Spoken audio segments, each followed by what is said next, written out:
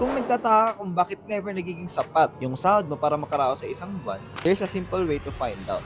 Track your spending. Knowing exactly kung saan mo ginagastos yung pera mo is the best way to sniff out mindless money habits. Lahat tayo meron yan. For sure, magugulat ka pag nakita mo na sa harap mo yung mga bagay na pinagkagastusan mo. Pero at least malinaw sa'yo kung saan napunta yung pera mo, hindi lang kung ano yung naisip mo na dun pala napunta yung pera. Example, pwede ba kasing isipin na 20,000 yung ginastos mo per month sa grocery pero in reality, 30,000 pala yung ginastos mo. Kung ganyan ka mag-estimate ng budget mo, huwag ka na magtaka. Why you have budget failure? Mahuli mo rin dito yung mga bagay na hindi mo na-realize na pinagkagastosan mo pala. Or minsan nag-overspend ka. Example, sa mga subscription na akala mo na-cancel mo na. So para matrack mo yung pera mo, maybe pwede mong isulat or gumamit ka ng mga apps to track your expenses kahit sa isang buwan. So ilagay mo dyan lahat, even yung savings mo, consider mo siya as your expenses or for retirement unless binabawas na talaga to sa sahod mo.